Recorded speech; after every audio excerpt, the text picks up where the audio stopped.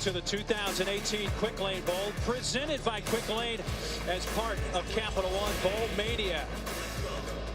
The Minnesota Golden Gophers out of the Big Ten taking the field as they take on Paul Johnson's Georgia Tech Yellow Jackets. Final game for head coach Paul Johnson after 11 seasons at the helm.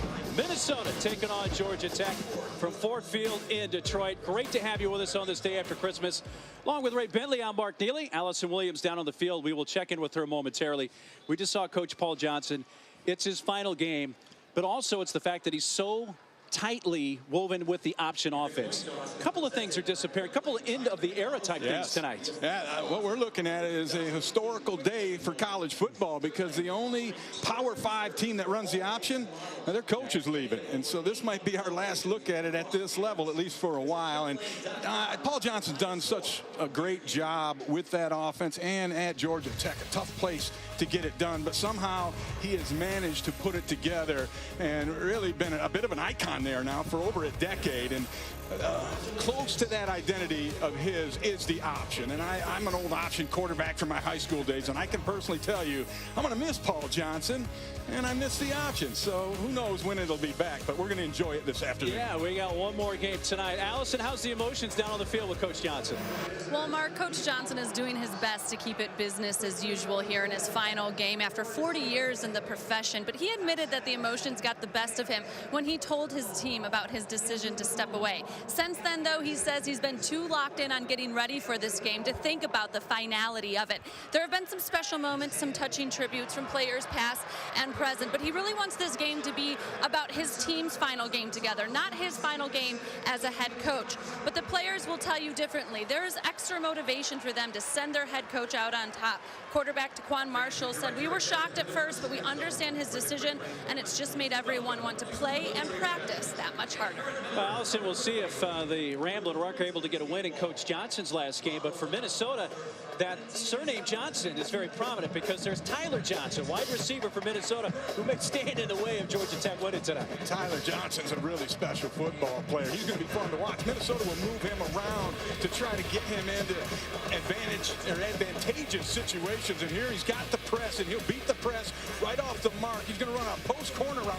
Look at how far away that defender is, the separation that Tyler Johnson could get. And then the timing in the RPO game, huge part of this Minnesota offense. He's got to get between those two defenders and make himself available in that window for the quarterback, and that's exactly what he does. Tyler Johnson's a special player for these Minnesota Golden Gophers. Tyler Johnson has the chance tonight to set several Minnesota single-season receiving records. Over 1,000 receiving yards this year for Tyler Johnson. Minnesota won the toss. They have elected to receive. So Georgia Tech wearing the blue uniforms. That's Sean Davis, redshirt junior, to kick off to Demetrius Douglas. And we are ready to go from Ford Field to Detroit. Great to have you with us on this day after Christmas. Sean Davis, a 24% touchback rate on the year. Douglas, a very dangerous returner. Hey, he's taken 2 to the house this year. And he will take a knee and bring it out to the 25. Brings out a Minnesota offense averaging just over 28 points per game this year. Yeah, right there on your screen, it's easy to see Daniel Faalele, who's 400 pounds. He's going to be blocking for Tanner Morgan tonight. Yeah, Tanner Morgan is starting his 6th game. Zach Annexstad started the first 7. He had a little injury problems, and they gave Morgan the reins. And, boy, he's just gotten better and better each week. I think he's a little bit more effective runner than Annexstad, and very good in the RPO passing game, which is what this offense really relies on. As you saw, he's the only scholarship quarterback on the roster for Minnesota. Mohamed Ibrahim with the carry. He picks up about 3 yards up towards the 28-yard line. Ibrahim, who's a redshirt freshman. And I like Ibrahim. I think that he is really a huge part of the resurgence of this Minnesota football team that won 2 out of their last 3 to get bowl eligible. And a big part of it was his fight from the running back position. Now, Ibrahim has a chance to crack 1,000 rushing yards on the season of this game at 9:36 coming in, so he's at 9:39. Plenty of time to throw, and he hits in stride Rashad Bateman. That's a true freshman, and he's up to midfield. 21-yard gain. Excuse me, Mark. That's the RPO I was talking about earlier. This is going to be on Tanner Morgan. He can either hand the ball off or pull it and make the throw. And he has a perfect read on the outside. Knows his man has one-on-one, and he finds the true freshman Bateman for a nice pickup. Well,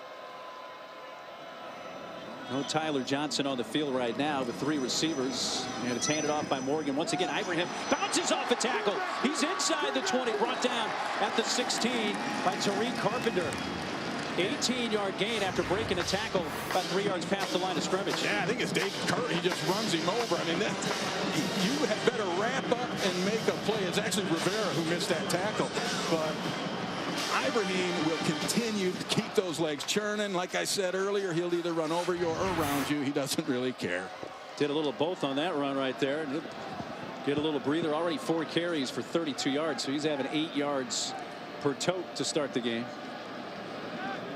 And a first down for Minnesota. They're driving here on their first possession from the 16. Fresh in the game, Bryce Williams. Williams is a true freshman out of Sarasota. There's a lot of young players on the field tonight, especially for Minnesota. Yeah, what is it, 58 freshmen, either redshirt or true freshmen on this Minnesota roster. And P.J. Fleck will quickly and proudly tell you how young they are. Ibrahim right back into the game. 1 carry for Bryce Williams. And you see that, over 50% freshmen on this roster for Minnesota. Most in the country. Tyler Johnson in the slot up top. They have not targeted him yet on this drive. Ibrahim keeping it on the ground. Not much there that time for a couple. David Curry, linebacker, came up with his 42nd tackle of the season. Yeah, the play was really made by Brant Mitchell, number 51, the linebacker. He came down from the edge. The tight end was coming across trying to block him. That was a whale of a collision right there. They call Mitchell the heart of their defense. He's a hustle tape regular, which they have a hustle tape, which you basically at the last frame when the tackle's made, you freeze it, and who's on the film? And those guys are on the hustle tape. Minnesota's run it 6 straight times, but it's 3rd and 7. Johnson in the slot up top, but looking near side towards the end zone. A lot of contact between Rashad Bateman and the defender. No flag. That was Trey Swilling. Both looking back for the football. Incomplete, 4th down. Really good coverage by Swilling here. He cuts off the route, and he actually cuts off Bateman from where the football is. You see the ball's a little inside, but because of the good body position by Swilling, that forces the incompletion. There's Emmett Carpenter. Has a chance to move into 2nd place all time points wise. 15 to 20 long at 53 this year. This 31-yarder is up and true. So the Gophers march down the field and settle for a field goal of the game's first possession. We'll see that Georgia Tech option offense when we come back to Detroit. Minnesota with a 31-yard field goal to start the scoring tonight after a 10-play drive. Of those 10 plays, 7 were running plays for the Gophers. Yeah, they kind of did what Georgia Tech does. Kept it on the ground, ate up some time. There is Wanye Thomas, who's returned a couple of kicks back for touchdown this year. Won a 100-yarder in their last game at Georgia. He is explosive, and all he needs is a little seam. He hits that gas pedal, and it's strike up the band time. Carpenter's kick is returnable. Wanye has it from the 5. Thomas hits the 20. Little stutter step. He's to the 25. 26 brought down there. Taquan Marshall and that option offense take the field for Georgia Tech. Yeah, and I got to talk about Taquan and how he runs this offense. Watch, he's reading that man on the edge of the line of scrimmage, but he gets his depth, and it changes the angle completely. Now he attacks him, and he forces a commitment so he can make the pitch. He's a master at running this option. And then watch him get his depth again on this one, and what that does is opens his vision. Now he can see the whole field, make this cutback, and get to the house. He uses his eyes. He's got very quick hands. He's an explosive runner, and he is well schooled in the arts of running this option. Marshall, a senior, playing in his final game for the Ramblin' Wreck. He pitches runner left. Quay Searcy hit hard and knocked down for virtually no gain. Maybe a yard that time as Thomas Barber brought him down. I think Marshall can throw the football a little bit too, but it's not a strength, obviously, of this offense, and primarily because of the way the offensive line and the stances that they have to be in. It's almost impossible to pass block in that situation, and if you change your stance, you're going to tip off passes coming. So it's a difficult thing to do, but they will surprise you with it, and they usually average more yards per reception than most teams in the country. He has thrown 100 passes on the dot this year. Keeps here to the 28. We're about two. Jacob Huff and Thomas Barber again on the tackle. Huff, the defensive back for Minnesota. It's interesting to see how Minnesota's going to play this option tonight, Rick. Yeah, and speaking with them and Joe Rossi, the new full-time, they had the interim tag removed, defensive coordinator, said we got to totally change everything. We're going to be in a different defense. We're going to try to keep it simple, not have a ton of different looks, and just be good at what we're showing them. And right now, they're basically showing them a nine-man box. On 3rd and 7, Marshall spun down. That was Boye Mafe, number 69, that got to him. And it was Julian Huff, number 20, who comes on the blitz and ends up getting the pressure. He forces Marshall out of the pocket into the arms of Boye. So a quick 3 and out for Georgia Tech on their first possession.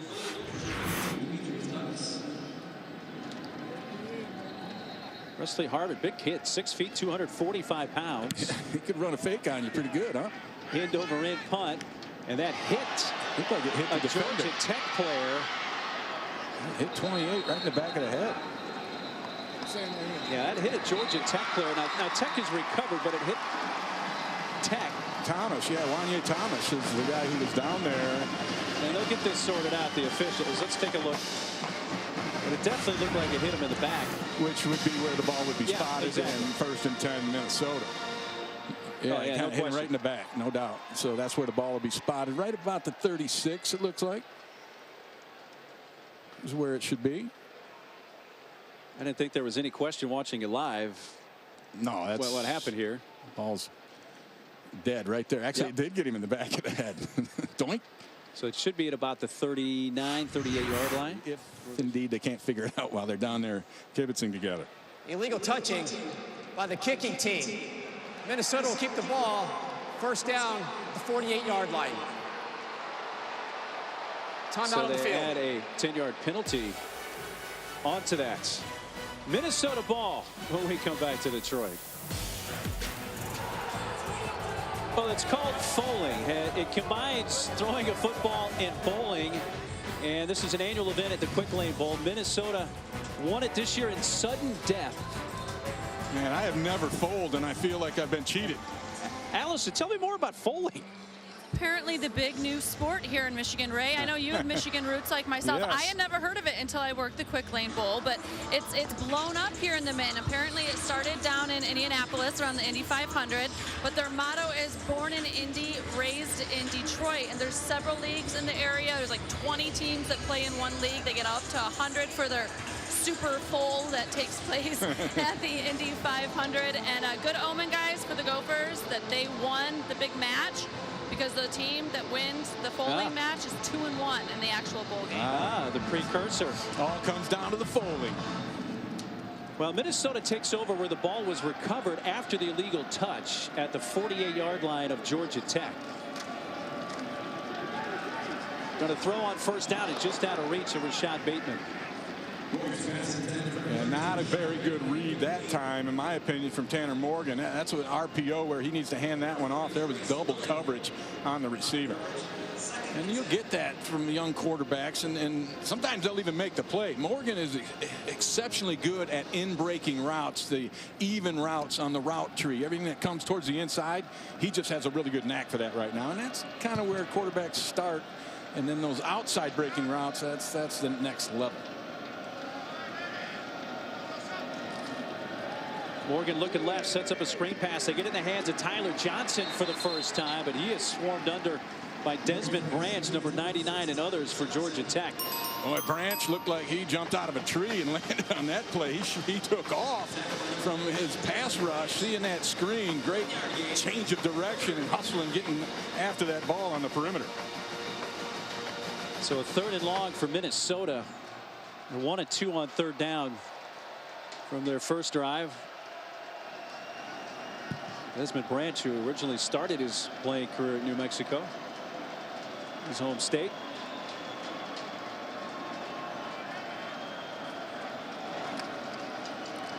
Morgan, time to throw to the sideline, and a first down catch is made by the freshman Rashad Bateman, and he steps out of bounds at the 34, gain of 13. Yeah, he beat Malik Rivera in coverage. He just ran him off, and once Rivera turned his hips, you see 36 on the right side of your screen, those hips get turned, and that's when Bateman makes his break, creating the separation. Minnesota right back up to the line with a fresh set of downs just inside the 35 of Georgia Tech.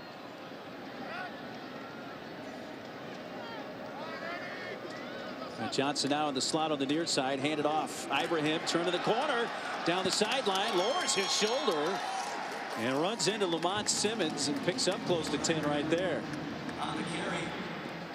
Nice job of blocking on the edge on this one. You know, usually it's a stinger is what'll happen. You see all the impact on the right shoulder there? He just clamps that whole area down and creates a numbing sensation. And I don't know for sure if that's what he's had, but that's what I have had many times on a hit like that. That was an 11-yard gain for Ibrahim. Here's Seth Green back in at the Wildcat, and he'll carry straight ahead to the 18 for 6 yards. Yeah, and they love having Seth Green in the ball game down in this area of the field. It puts it on defenses. When the quarterback runs with the ball, it's an extra hat to block, and that's why people do it. And Minnesota is particularly effective at it in this area of the field. Greens, he looks like he got a little hitch there in his giddy-up getting off the field. Tanner Morgan returns for a 2nd down and 5 call. But inside the 20 again. Got inside the 20 of Georgia Tech on their first possession and settled for a 31-yard field goal. Ibrahim stumbles forward for a yard or two in the arms of Victor Alexander. Nice job, Alexander, staying home, closing down with the action, and then being there when the back cuts it back. Had great penetration initially from Desmond Branch, forcing that cutback right into the awaiting massive arms of Victor Alexander. So 3rd down and 5. Big blitz down for this Tech defense. So they've converted 2 of 3 so far tonight, have the Gophers. You got Johnson up top.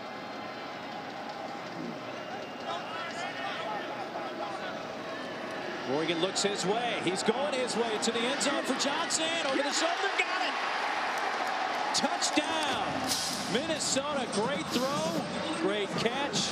And our first touchdown of the night belongs to Tyler Johnson. Rolling on the field, it's a touchdown. How good this is, because he's going to use his back to create separation at the end of this route. He sees the ball. He knows where the defender is. Watch, he slows down a little bit to ward off the defender and create the room. And he just got past Askew for that touchdown. That was some good stuff by Johnson. And a great throw, too, up top, giving him a chance. So that gives Tyler Johnson 11 touchdown catches this season and gives him the single season record. He was tied with Ron Johnson and Omar Douglas with 10 touchdown catches in a single season. But Tyler Johnson, who may set several single season Minnesota receiving marks tonight, has just taken one all to himself. Yeah.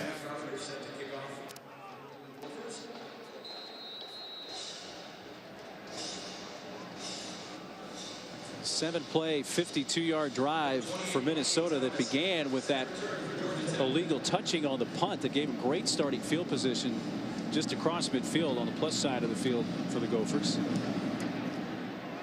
And the 18-yard touchdown catch for Johnson. Touchback, it's coming out.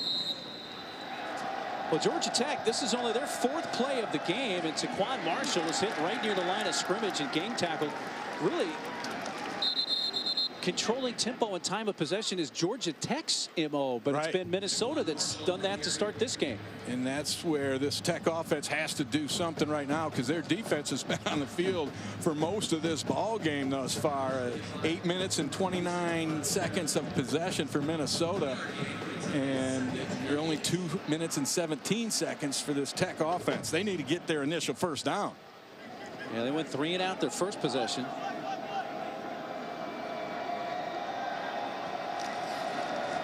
Marshall coming near side. He's going to keep it. And he's to the 27. Only picks up about a yard. Thomas Barber there to get him. Well, when we talked to Minnesota, they mentioned Jacob Huff and Thomas Barber were going to be key for stopping the option, and they have so far. Yeah, they're putting those guys in the right spots. This is a spin option. He's going to come back the other way, and I thought he should have pitched the football right there. I thought that the corner, Williamson, committed a little too close to the quarterback. I was surprised he didn't flip it out there. It's Thomas Barber looking at this option offense. Georgia Tech, a 3rd and 7, under 3 minutes to go first quarter. Marshall to throw, but he's sacked. Julian Huff, the brother of Jacob Huff, with the sack and a loss of 5, and another quick 3 and out for the second Georgia Tech possession of the game. Yeah, and Julian Huff's starting because Blake Cashman decided not to play this game in order to get ready for the NFL draft, if he even gets drafted. But nonetheless, it gives Huff a great opportunity. You see him, he's basically green dog in this deal. He did not have any specific coverage responsibility, so he saw the quarterback drop back. It opened up. He went and got some. Yeah, you mentioned Blake Cashman, who leads their defense in tackles as well as tackles for loss, and Harvin shanked this one off to the right side, and Minnesota is going to have great starting field position again. Fleck dropped that ball over there. P.J. Fleck, a receiver back in his day, wasn't able to make the catch on the sideline. This is only going to be about a 12-yard punt. That's one of them ankle jobs. He knew right away. You hit it off your ankle, that's probably not going to be a good kick. So Morgan got just enough at the end of that run for the first down. As we're inside the last minute of the first quarter. Got Johnson up top again. Handoff, Ibrahim. Still in that pile. It went left and it went right.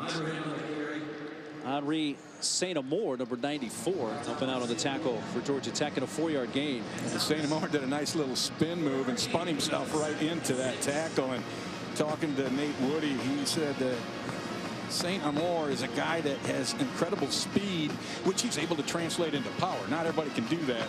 This guy can. Minnesota is going to elect not to snap the ball, and that's going to take us to the end of the first quarter. Georgia Tech's offense, 2 3 and outs. They ran 6 plays. We're on the field for only a little over 3 minutes of this first quarter. And P.J. Fleck's going to race to the other side of the field. It's a great start for his team. The 31-yard field goal by Carpenter and that touchdown catch of 18 yards for Tyler Johnson. All Gophers in quarter number 1 from Detroit. Well, welcome back to the 2018 Quick Lane Bowl, presented by Quick Lane as part of Capital One. Bowl Mania, sun setting in Detroit. A look from the Canadian side of the river across to downtown Detroit. 6-6 Minnesota. Leading 7-5 Georgia Tech. 10-0. We begin the second quarter. It was 2nd down and 6 for Minnesota, just outside the 20 of Tech. And here's Ibrahim running right. Man, when he gets ahead of steam going, that man is a runaway locomotive. He's down to the 12, first down. And he got a really nice crackback block from his wide receiver to the top. I don't know if you'll be able to see it. Boom, right on the left side of your screen. And those are fun blocks. Not to catch anyway, but you can get a guy that ain't expecting. That's always a fun time. Ibrahim, 10 rushes, 58 yards. And a first down from the 13. Ibrahim again off left tackle. And just enough. David Curry got him by the ankles, or would have been even more than that 4-yard gain. Yeah, and that's that caboose play that they like to run, where the whole line will go one way, and then the back ends up going at the very end, being basically the caboose of this little train they got rolling. And defenses, when the line goes sideways, defenses go sideways, and the back keeps his shoulder square. That's tough to tackle him.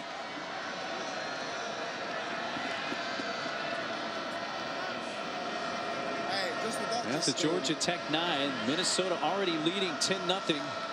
Trying to add on more. Ibrahim powers his way inside the 5 to the 4. He's close to another first down, where he's met by Malik Rivera, and some pushing and shoving at the end of that play, and Rivera is down.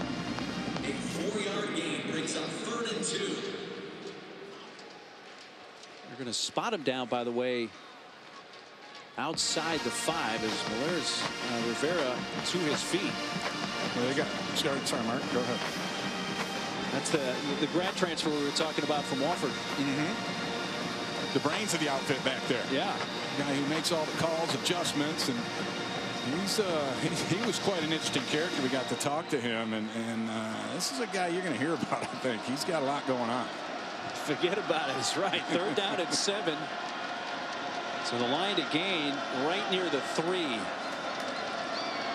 Morgan under pressure, breaks a tackle, takes off, and he is brought down shy of the line to gain at the 9-yard line by Victor Alexander. Santa Moore had him in the backfield, and Tanner Morgan's a strong dude now. He can shake you, and that's exactly what he did, because you see the arm over the breakthrough, and then couldn't quite wrap him up, and give Tanner Morgan all the credit showing the strength there. 27-yard field goal attempt. Carpenter hit from 31 in the first quarter. This one pretty well lined up middle of the field for the 5th-year senior from Green Bay, and he knocks that one up and through. But really kind of a win for Georgia Tech to keep him out of the end zone early in this second quarter. Minnesota out to a 13-0 lead on Georgia Tech. Detroit 13-0.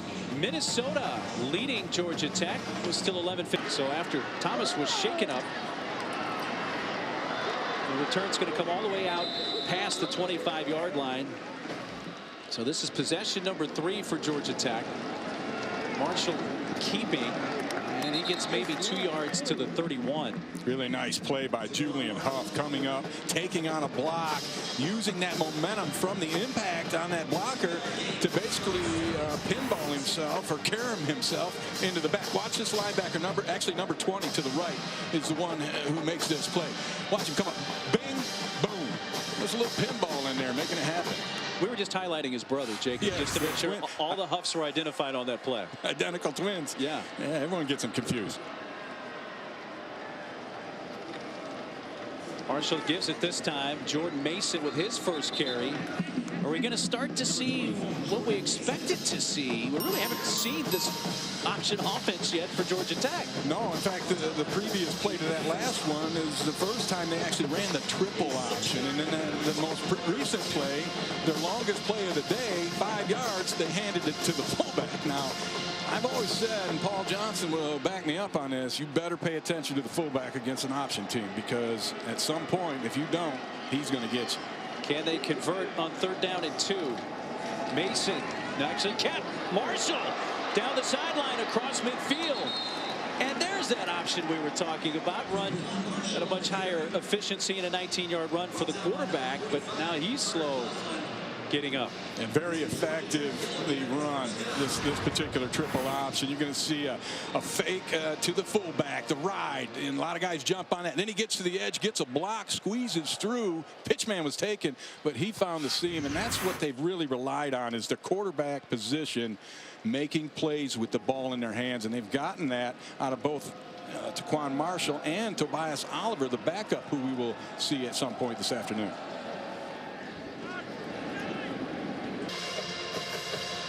What can this option offense do with just 11 seconds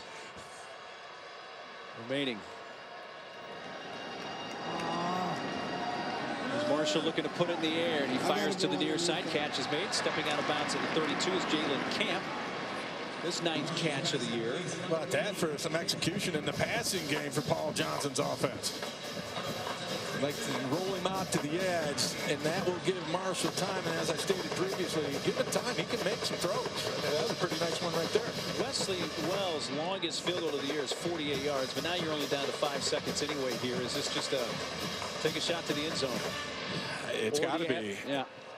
I mean, there's nothing else you can do here and expect success. They probably roll to the left. They got extra bodies that way. Throws it quickly. Well, he steps out. He did enough time. At the 27, 5-yard gain. And they're going to try it. Trying to get some points. Wesley Wells coming out. Or is he? That is one of the fastest 2-second plays I've ever seen. that was only 2 seconds. So Wells out of the hole to Brad Stewart. 44 yards from the right hash to try to get Georgia Tech on the board to end the first half in Detroit. Give him a little lift heading in.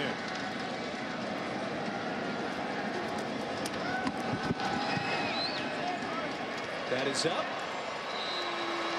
That is a big lift for Georgia Tech to get on the board with the 44-yard field goal to end the half. Wesley Wells getting it done, and he kind of hooked it in. It looked like it was hanging out to the right, and then boom.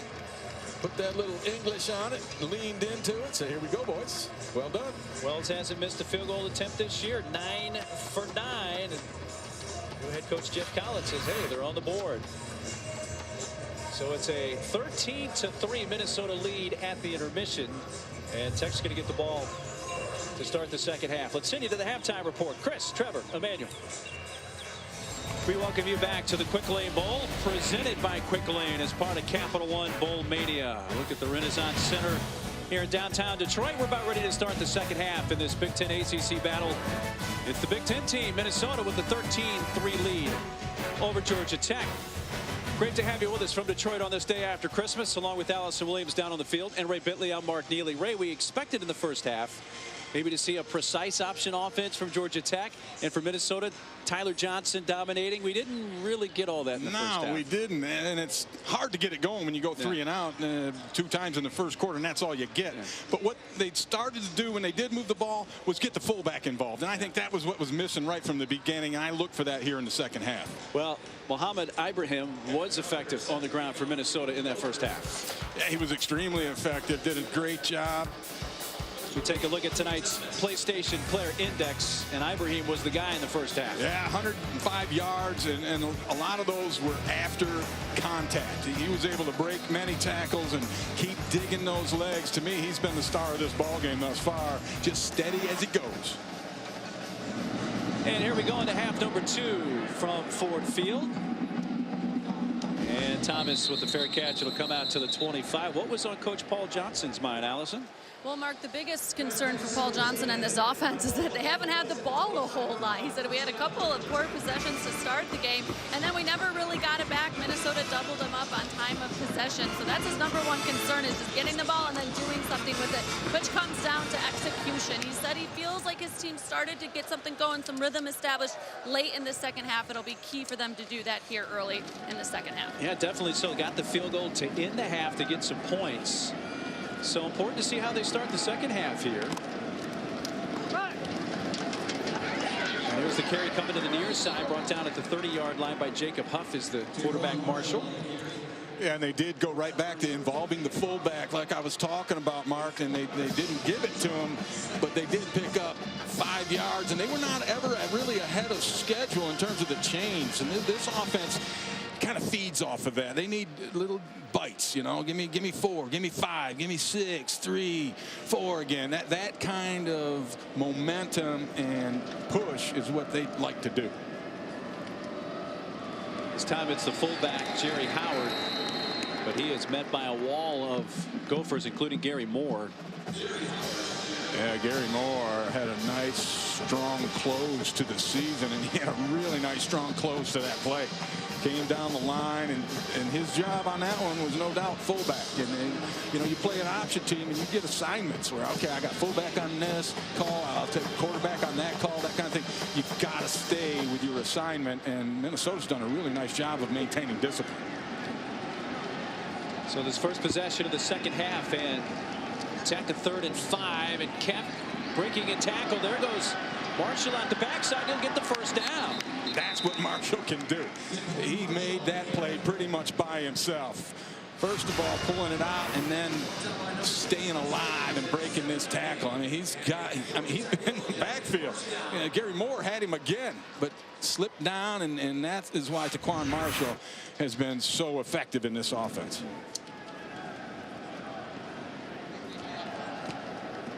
See the numbers for Taquan Marshall, the senior out of Hamilton, Georgia, playing his final game for Georgia Tech.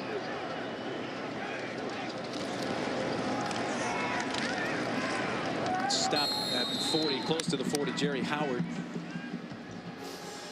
And that was not option at all. That was a little trap play where they brought around the guard to try to lead the way. But the key to that, to me, was the fullback is still involved. And that's where the whole option starts. The fullback. That's that first one that can hit you.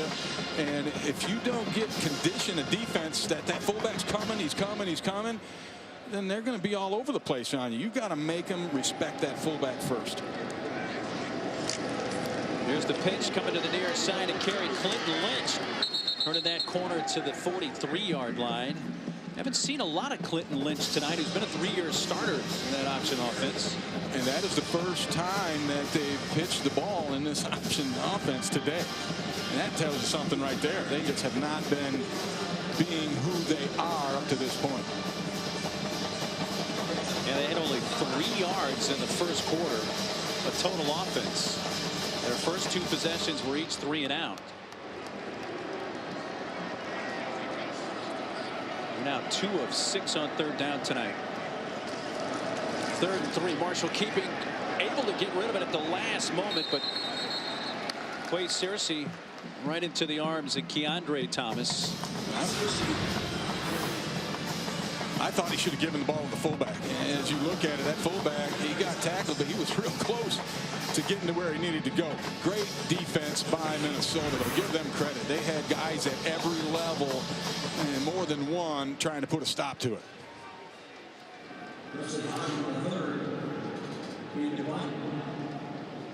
Demetrius Douglas did a 69-yard punt return touchdown at Wisconsin in the last regular season game, and then Harvard just got that one away, but then shakes that a bit.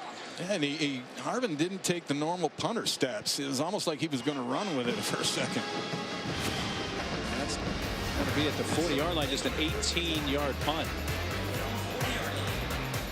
Not good.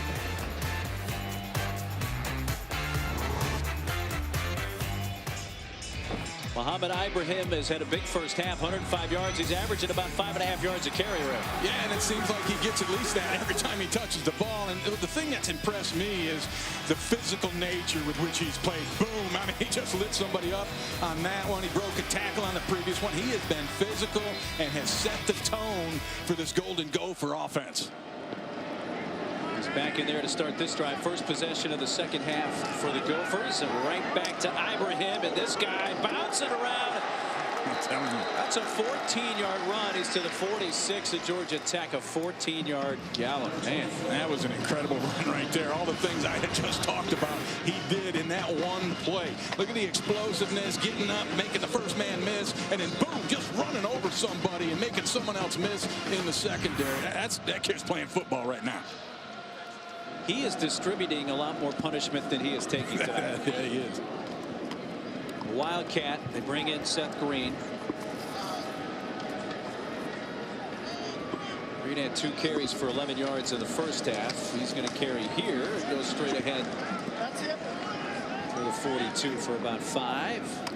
And that's usually what they get, 4 to 5 yards when Green runs the football. And I say, why would you bring him in a situation like this? Well, because you want to get ahead of the chains, and you know Green's good for 4 or 5 every time. So back to the sideline goes the 6'4", 240-pound wide receiver / Wildcat quarterback Seth Green. P.J. Fleck, this is the first bowl game for Minnesota under head coach P.J. Fleck in his second season.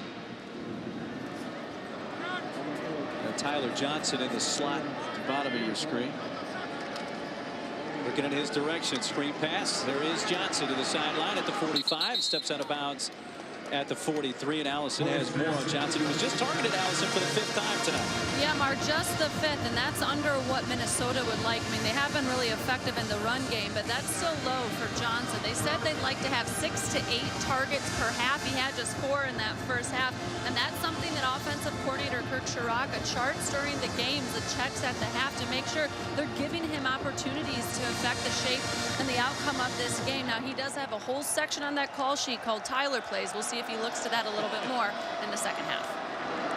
He's a guy I don't think you can target enough. Right, and we asked Coach Chiraka how many times. He's as many as we can. Morgan lets it fly. He's got his man wide open and into the end zone. Chris Ottman-Bell. Nope, they're going to mark him out at the 3. It will be 1st and goal. It is not a touchdown. It's a complete pass for a first down. So again, the ruling on the field, it's a reception and out of bounds at the 3. And Jalen Askew got beat big time. At least I'm assuming that right here. That heel does not touch. In my humble opinion, I think this is a touchdown. I don't think. I mean, I understand what the official thought he saw, but that heel doesn't go down on the sideline. Well, the Gophers do have the 1st and goal nonetheless from the 3, and the Wildcat quarterback Seth Green in the game. Ibrahim straight ahead. He makes all the replay nonsense a moot point and says touchdown Minnesota, his 1st of the night. And for Ibrahim, his 8th rushing touchdown of the year. Yeah, and I think it's poetic justice that Ibrahim is the one that gets to get into the end zone and get all the claps on the back, because he's been outstanding today. Emmett Carpenter for the extra point. Out of the hole to Jacob Herbers. 20-3 Minnesota midway through this 3rd quarter. It took a while, but it was a long completion as it turned out to Chris Ottman-Bell to set him up. And it's a beauty down the sidelines. Didn't quite end up in the end zone, but that don't matter because they've got Ibrahim, and he got himself into the end zone. He's had a great night, and these Gophers are rolling right now. Ford Field has been the home of the MAC championship game for a number of years, and a couple of years ago in 2016, P.J. Fleck's Western Michigan Broncos won the MAC 29-23 on this field over Frank Solich's Ohio Bobcats. They had quite a season that year. Yeah, that put them at 13-0. They went down and played Wisconsin in the Cotton Bowl and made a good showing of themselves, but didn't come up with a win. And then he wound up not long after that taking the job with Minnesota here in year 2, has them in a bowl game. And they have a 20-3 lead midway through this 3rd quarter. This is going to be a return. Wanye Thomas back in the game. He was shaken up earlier. Gets it out to the 25. Down below to Allison. As P.J. Fleck makes his return here to Ford Field, it was appropriate that his leader of the week this week for his team was Henry Ford. He uses different analogies and metaphors to deliver his messages to teams. And from Henry Ford, he wanted them to take away the fact that he revolutionized the way we travel, but he didn't have to reinvent or invent anything. He just found ways to do it better. And he talked about the assembly line, everybody in a factory doing their job. He said it can be boring, but boring is good. And he brought it up to me at the half, guys. He said it's like an assembly line today. On defense, everybody's doing their job. Yeah, they got the assembly line moving pretty well. Here's Marshall keeping. Spun down at the 41 by Julian Huff. His brother Jacob Huff had a chance to bring him down earlier in that sequence. It looks like Marshall's going to come up a little bit limping after this one. Got that right leg kind of pulled out from underneath him. But he's in there. He's staying in. And they have a very good backup in Tobias Oliver, who we expected to see at some point during the game. Oliver, who's been their 2nd leading rusher this year, behind Marshall, who stumbles and loses 3 yards as a result.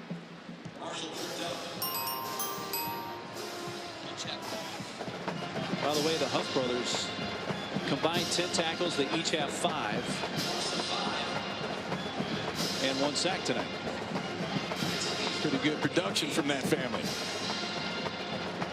in their last game together. Yeah. And usually Julian is not a starter. He plays a lot of special teams and gets some time at linebacker, but because Blake Cashman opted out of this game, gives Huff the chance. Well, there's a hold, an easy call that time as Terrell Smith had the jersey of Jalen Camp. No question about that. Yeah, that's the double move burns you. The best next move is to grab a hold of the guy. 10-yard holding ain't going to hurt so much. Number 4, defense, 10-yard penalty from the previous spot, automatic first down.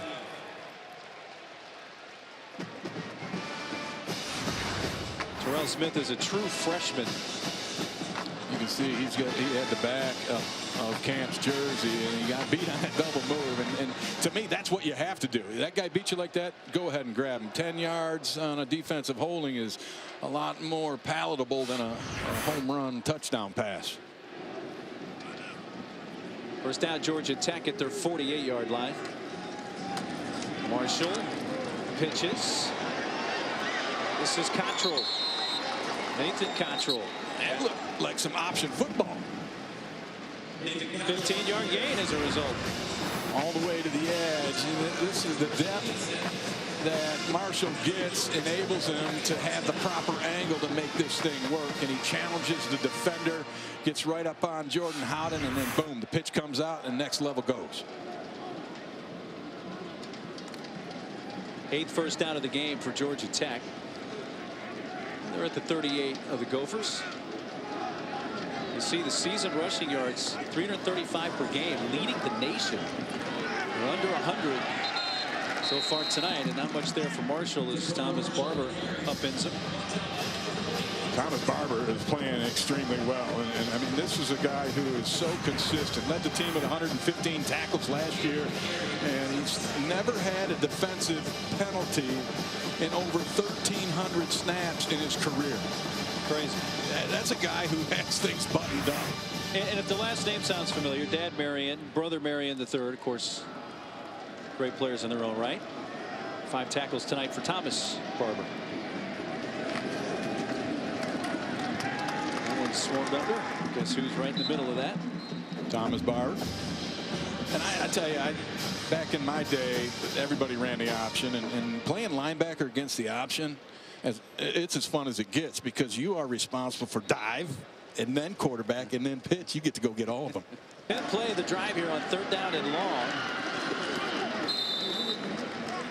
Marshall wrapped up at the 28 by Keandre Thomas and Winston Delatibadair. And that is a heck of a play right there. And they got 9 of the 10 they needed to move these chains. Now they'll face another 4th and short here unless they decide to measure this thing, and maybe they got it, but they're going to say 4th down. That was a huge play, getting them in a much better situation to convert and continue this drive, their best and longest drive of the day. They converted a 4th down earlier on this possession, and they're 2 for 2 on 4th down tonight.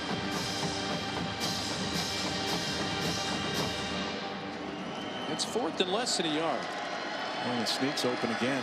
Now they've changed it. Minnesota shuffles down right over the center. And that is enough for the first down. But you saw number 20, Julian Huff, come flying in there. You know, you got to give Marshall a lot of credit because Minnesota moved their 2 nose tackles into one on each shoulder of that quarterback. So what does he do? He sneaks around him. Got a down block from his right guard, Connor Hansen, and just looped around and got the yardage. So the Yellow Jackets convert on 4th down. And on 1st down, Marshall winds up going straight ahead for about 3 or 4. Delatibadair again there for the tackle. You see these offensive linemen from Georgia Tech. A big part of the option is cutting people.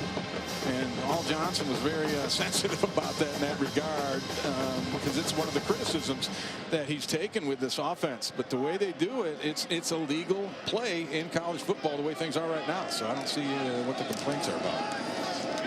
Marshall spinning down just outside the 20. It'll be a little over 4 yards away with a 3rd and 4. Coming in the clock running under a minute and a half to go in the 3rd.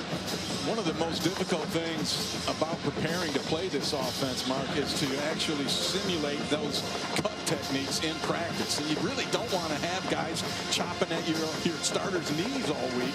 But that's what Minnesota did. And in fact, Coach Rossi said that's what he believes in, and they cut people all week live in practice. 14th play of the drive. There's the pitch, and there's Cottrell. And Georgia Tech finds the end zone for the first time tonight. 4th rushing touchdown of the year for Nathan Cottrell, and Georgia Tech badly needed that. This is very well executed. This is vintage triple option right there. You got the fake to the dive to the quarterback. The quick pitch. They tried to smoke the quarterback on him. He got it out to the edge and got a great block. It looked like from the edge man, Andrew Marshall, number 50. Some say Cottrell the fastest guy on the team, or one of the fastest for sure. 20-yard touchdown run makes it 20-10.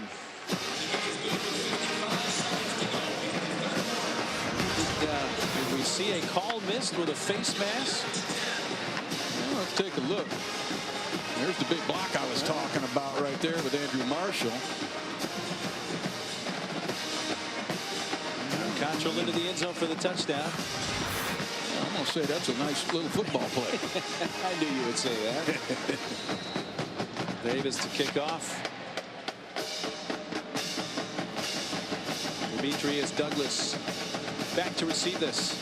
Paul Johnson right in the middle of that huddle in his final game as the Georgia Tech head coach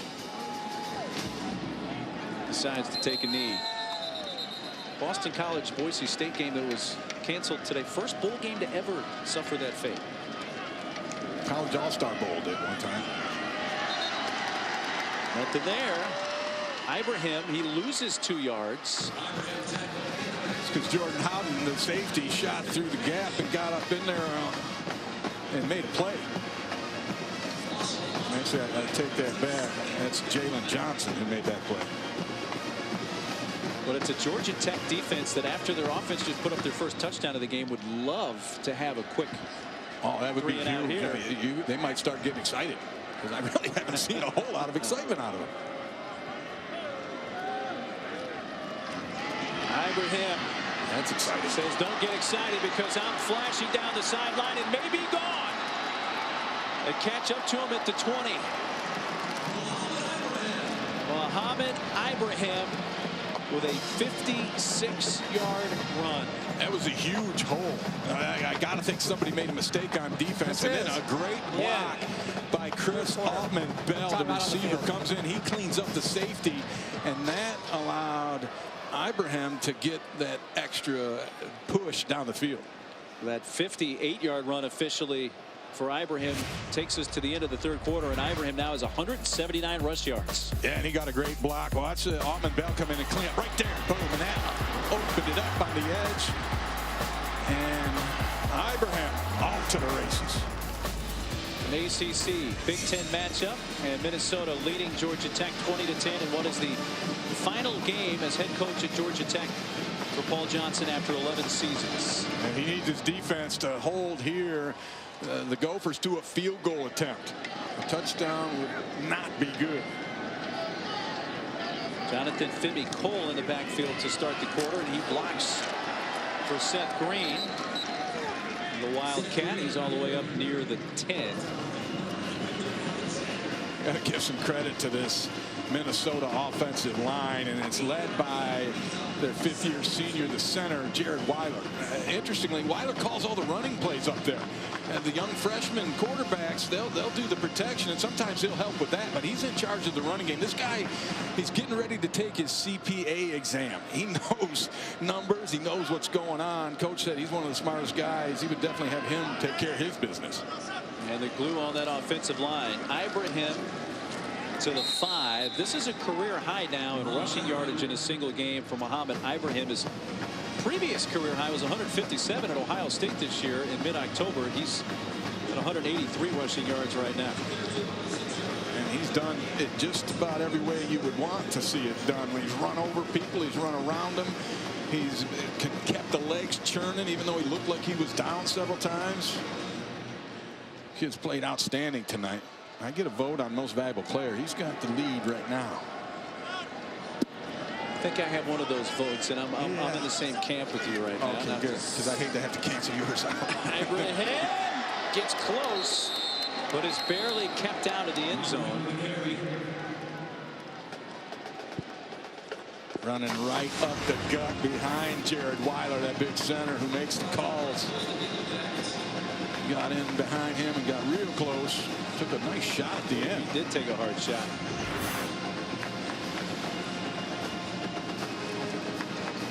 Doesn't seem fazed by it. He had a 3-yard touchdown run in the third quarter. Let's see if they give it right back to him. Well, they got Seth Green in there. They might want to get him on the board.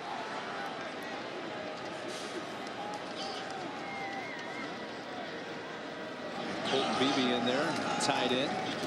Give it to Ibrahim. He won't get there. In fact, they'll lose a little bit. He loses about a half-yard. Desmond Branch, number 99, the defensive end, fifth-year senior, kept him out of the end zone. Getting off the bottom of that pile. But that play, that was one where I believe Seth Green should have pulled that football. I think he would agree with me.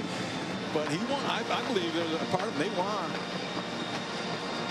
Ibrahim to get the touchdown. I mean, he's carried him throughout the drive and the day.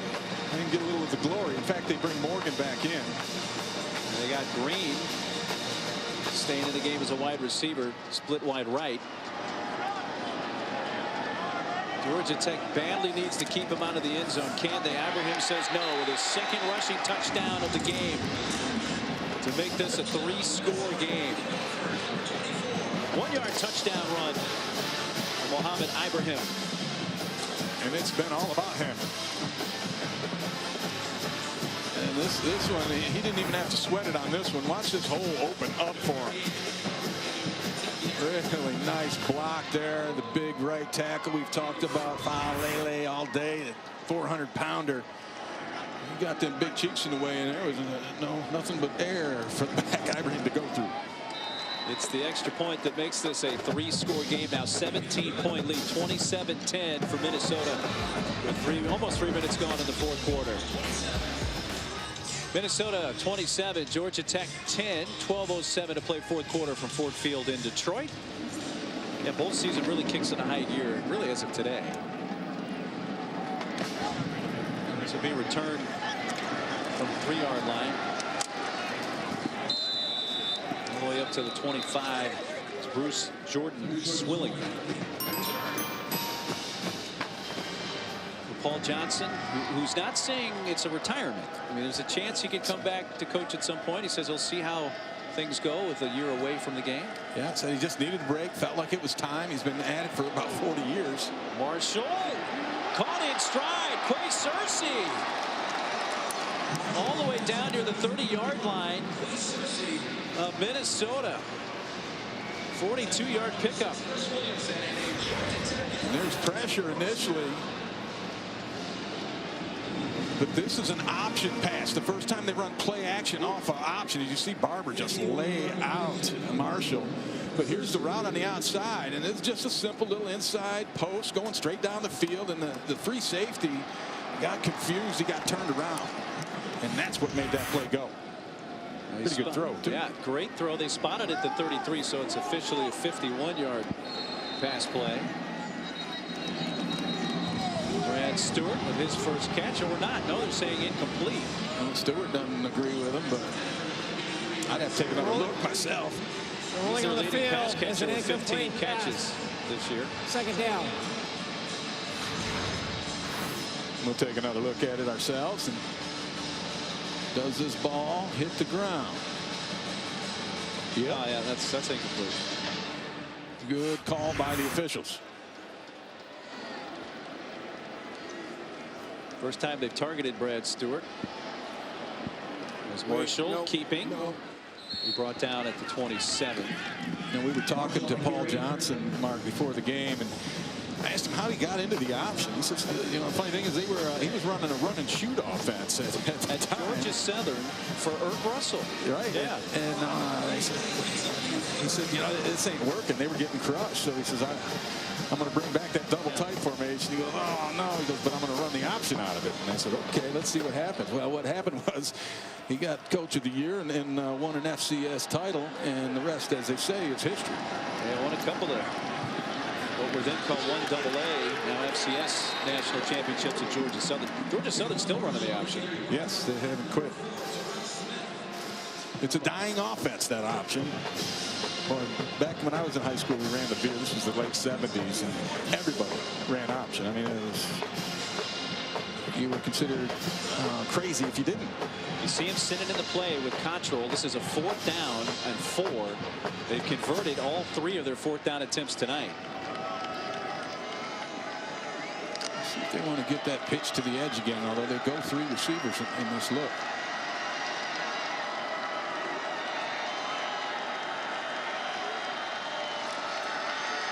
Marshall wants to put it up. Here comes some pressure. He's throwing towards the end zone. And Stewart, it's a jump ball. Incomplete. And Minnesota will take over on downs. Back at the 27. That was nothing more than a prayer right there. Throwing it up 50-50, hoping your guy can come down with it. That's one of the problems of this option offense is when you get in those situations and you got to lob one up like that. This is often the result. Jump ball knocked away. Minnesota ball when we come back to Detroit. Those are some shots from the 2014 Capital One Orange Bowl. Georgia Tech beat Mississippi State 49-34. Capping off an 11-3 season. And Paul Johnson stepping away after this game as the head coach at Georgia Tech. Says he'd like to spend some time with wife Susan. His daughter Caitlin is a very prolific opera singer. We get a chance, more chances to hear her sing and spend time with the family. But don't think that this is the end for football, do you, Ray? He didn't. He definitely did not put a stamp on the end of it. In fact, he said if he likes retirement, then that'll be great. But if he doesn't, he's not saying he's not getting back into coaching at some point. He's just taking a break, seeing how it feels at this point, because he hasn't done anything else as an adult. Allison has more down below. And guys, I loved how candid he was. He said, I've been doing this for 40 years. I've never had a break. Might as well see if I like it. Maybe I won't. Maybe I'll be bored and I miss football, but I won't know until I try it. And he said, I felt like if I was thinking about taking a break and stepping away, that meant that it was the right thing to do. It meant he wasn't 100% into this anymore. But he was very candid in saying that he could just be stepping away and could make a return to football because, frankly, he doesn't know.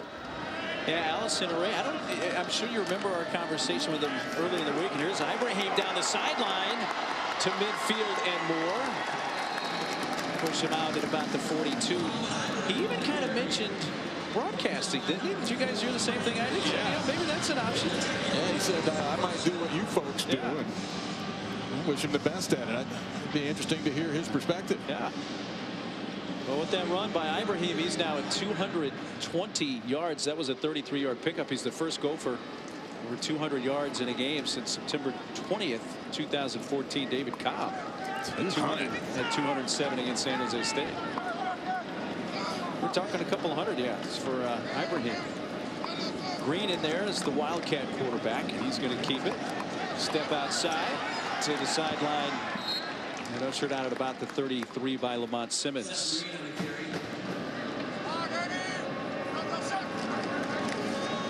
Ibrahim falls forward for a first down to the 29, tripped up by Brant Mitchell. And this has been an ideal offensive game for Minnesota. And I got to say, Kurt Shiraka, their offensive coordinator, he dialed up a really nice plan. And they protected the young quarterback. Tanner Morgan did not have to be the star of this game. They took advantage of that offensive line that's really coming together. And they have rushed the football all up and down the field with Ibrahim today. And interim and now regular defensive coordinator Joe Rossi on that defensive side. Done a nice job at defense that over the last 4 games now under his tutelage have really responded. Cut opponent point production down significantly. Loss of a yard.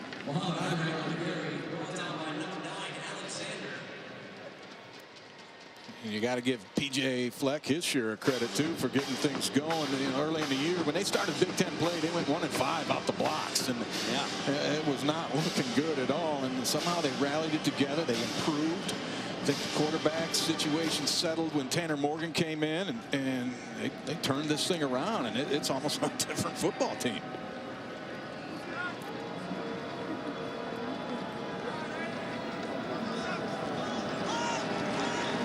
Morgan to the end zone. The adjustment to catch Johnson. Wow. His second touchdown catch of the game, and they've both been extremely impressive grabs. His body control, his understanding of time and space. I mean, he knew where the defender was. He saw where the ball was coming. He says, "I'll put the brakes on, and this one will be right in my basket." And boom, there it goes again. Now, the previous touchdown, it was the opposite, where he shielded the defender with his back and then made the catch. This kid's a magician out there. Couple of touchdowns, 4 catches, 6 times he's been targeted tonight. And the extra point makes it 34-10. Tyler Johnson showing why there's going to be a lot of folks wondering if he's going to come out early. Yeah, he looked like an NFL guy on this one, using that body, understanding where things are, and bringing it home. Minnesota in control, 34-10 over Georgia Tech in the quick lane bowl from Detroit. And the return, Bruce Jordan Swilling still on his feet, but then swarmed under at the 19. Tobias Oliver into the game now, quarterback for Georgia Tech, his first appearance of the night. A guy, though, second on the team in rushing to Marshall with 807 rushing yards this year, and leading the team with 12 rushing touchdowns. And here's Oliver with the run, and There's some limp leg in there. gave the little jelly leg fake there. Right? He had me jelly legging up here. Watch it. 27-yard run, another first down. All right, watch these jelly legs. This is some good open field stuff. Guy's about 20 yards away. I'm going to shake a leg on him. I love it. First down inside the 40. Tobias Oliver, a redshirt freshman out of Warner Robins, Georgia. A guy who played at Northside High School in Warner Robins, was really a high school rival of Jake Fromm, the Georgia quarterback. Tackle for Boye Mafe. Mafe's had a good game too. We've seen him fly around the field and make some tackles, and he's another redshirt freshman. And you look at this, the youth on this team is no joke, and the way they improved at the end of the year, they're my dark horse in the Big Ten next year. I think they got some things rolling now. Looking to go to a 7-6 record. The bowl win here. After going 3-6 in conference play. Oliver brought down there by Julian Huff. What a great play by Julian Huff. He gets cut in the hole but pops up in the air and makes that tackle. You can stick around for the post-game trophy ceremony. Brought to you by Capital One. That is on the ESPN app immediately following the games.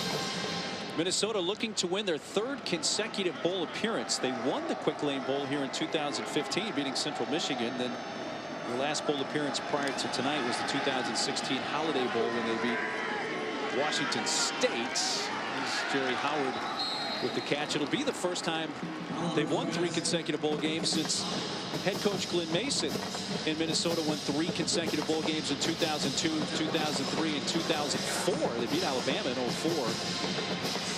So looking for win number 3 in a row in bowl appearances for Minnesota.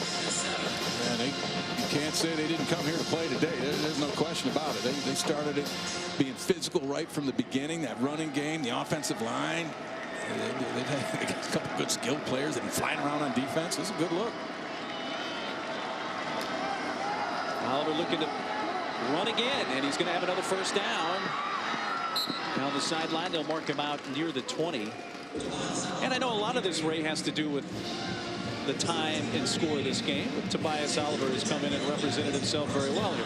Yeah, he's been very effective in this drive, and this is still the starting unit for this Minnesota Golden Gopher defense. So it's not like they changed guys out there for him.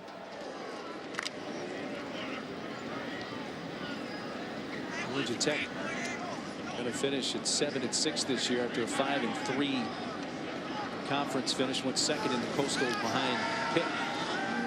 Towards the end zone. Cersei incomplete. The defender Jordan Houghton didn't see the ball coming, and it looked like it hit Houghton on the backside.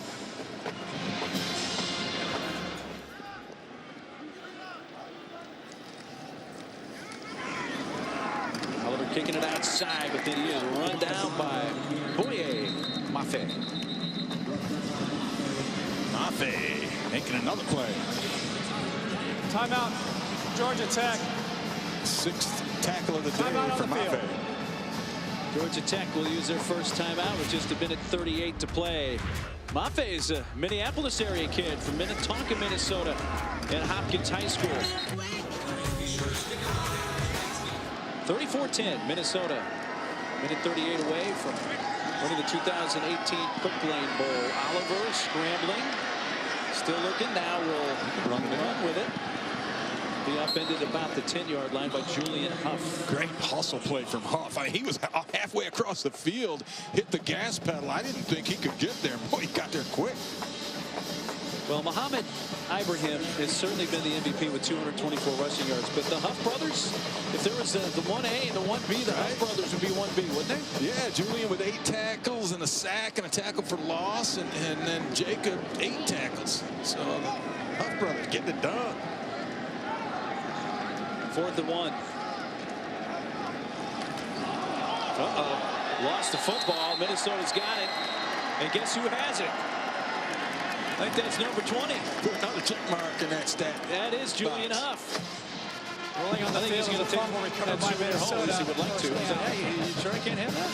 He had a sack and an interception in his last game against Wisconsin. He's been languishing on the bench. Maybe this guy should have had a little more play time. The way he's been able to perform and come up with plays. And I mean, that's a lucky dog play, but someone's got to do it. But Julian Huff, as you mentioned right at the top of the telecast, really playing because Blake Cashman elected to bypass the bowl game. Right. And has Julian Huff stepped up or what? He has big time. And you know what? Good for you, Julian Huff. I personally don't understand the not finishing a season with your team. I don't get it now. Maybe someone could explain it to me someday. I don't know. There are some that certainly would disagree with you. Guys looking out for their pro futures. Sure, but, I'd love to hear all about it. But I know from your era that's an unpopular. That's not the way we did it. I know that. It's unfortunate, I think. But the football world changes. It demeans the bowl season. Not only that, but whatever. How about this guy today? Mohamed Ibrahim. Running people over and just keeps going. He's one of those.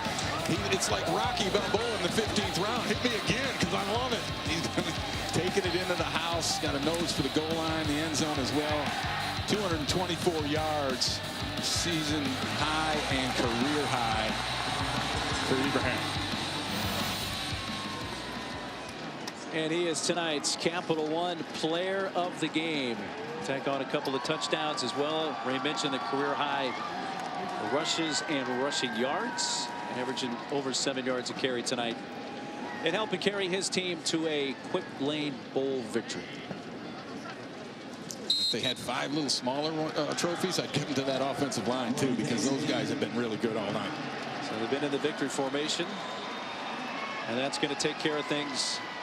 From Detroit, Minnesota, P.J. Fleck gets his first bowl win as Gophers head coach as they down Georgia Tech 34-10. Job well done. And Paul Johnson, that's a handshake for Coach Fleck as Paul Johnson's tenure after 11 seasons as the Georgia Tech head coach comes to an end. And what a terrific coach, terrific man, and we wish him the best. Yeah, I mean, he's nothing but class, and known Paul over the years, and he's treated us nothing but good and done a heck of a job in a tough place to win, but he's done it.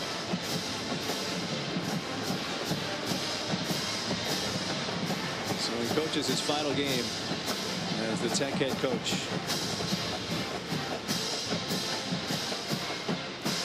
And Allison's now with the winning head coach, P.J. Fleck. Thank you, Mark. PJ, what led to such an elite performance by your team today? Well, it's all about preparation. You know, you got to give Georgia Tech a lot of credit. They're a really good football team, very well coached, and we just want to wish Coach Johnson the very best in his future as he left his legacy on college football for sure. Very difficult to prepare for the triple option, especially when we don't face it very often. It's not in our conference. But I thought Joe Rossi, our entire defense staff, did a great job.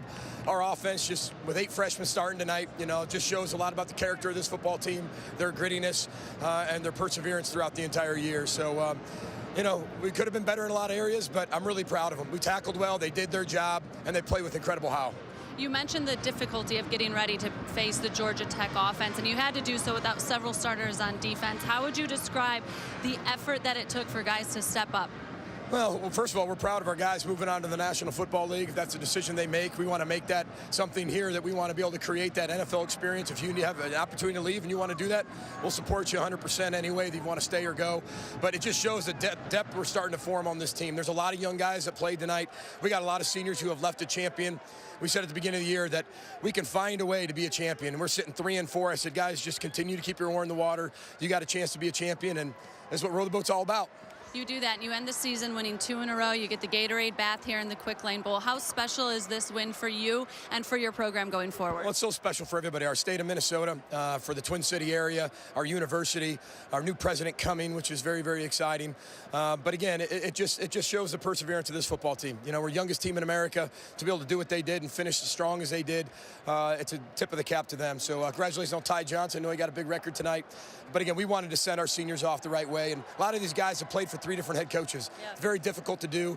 They stuck it out. We always say those who stay will be champions. We're bowl champions, so we're really excited. Coach Fleck, enjoy it. Thank you. Appreciate it. Row the boat, Sky Mile, go Gophers. Allison, thanks very much, Ray. Coach Fleck had him ready to play tonight. He did. And congratulations to Minnesota and the way they got it done. And congratulations to Paul Johnson and a tremendous career at Georgia Tech. And who knows, maybe we'll see him again someday. Cal TCU coming up a little bit later. But the college football scoreboard is coming up straight ahead. That's going to take care of things from Ford Field in Detroit. They hand the trophy over to P.J. Fleck and the Gophers. For Ray Bentley, Allison Williams, and our entire outstanding ESPN crew, I'm Mark Neely saying so long. For Ford Field in Detroit, again, Minnesota wins it over Georgia Tech 34-10.